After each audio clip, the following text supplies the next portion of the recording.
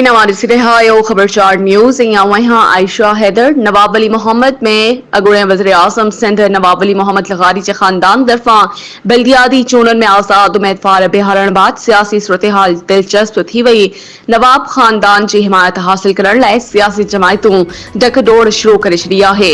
वधीक तफ़सील ॾिसूं था यूसुफ रन जी हिन रिपोर्ट में। अगूनी वज़ीर आज़म सिंध नवाब अली मोहम्मद लगारी के खानदान तरफा बल्दियाती चूंडन में आज़ाद उम्मीदवार बिहारण बाद नवाब अली के आसपास में सियासी सूरत हाल दिलचस्प थी वही है।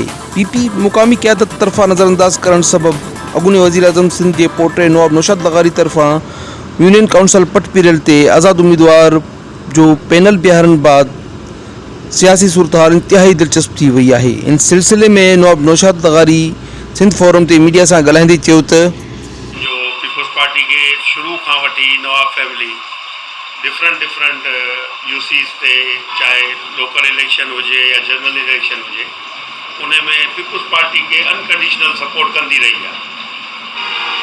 पर इन दफ़े ये थियो आहे त असांजी फैमिली के उन्हनि नज़रअंदाज कयो आहे। उन में असांजो हिकिड़ो आज़ाद पैनल जेको आहे उहो यूसी पटपीरल ते असां बीहारियो आहे। ॿियनि मुख़्तलिफ़ यूसियुनि ते असांजा माण्हू बीठल आहिनि जिनके असां आज़ाद हैसियत में सपोर्ट कयूं पिया।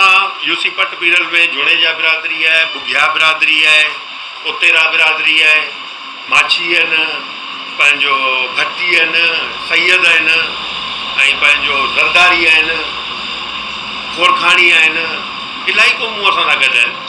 ऐं सिर्फ़ु सवाइ यूसी पटपीरल में न तेल के काज़ियम जी इलाही यूसियुनि में नवाब फैमिली जो जेको बि तव्हां ॾिसो तारीख़ रही आहे तव्हांजा अहम रोल रहे। नवाब अली मोहम्मद ख़ान वज़ीर आज़म सिंध रहियो। अॼु बि तेल के काज़ियम जो वॾो शहर नवाब अली मोहम्मद स्टेशन जेको आहे उहो बि मुंहिंजे परॾाॾे जे नाले सां आहे। नवाब खानदान की हिमायत हासिल करण लाइ पाकिस्तान पीपुल्स पार्टी, पाकिस्तान मुस्लिम लीग फंक्शन और ॿियनि सियासी जमायतुनि तरफ़ा डुकडोड़ शुरू करे छॾी आहे। हाणे वक़्तु ई ॿुधाईंदो नवाब खानदान कंहिंजी हिमायत थो करे। कैमरामैन अहमद रिज़ सां गॾु न्यूज़।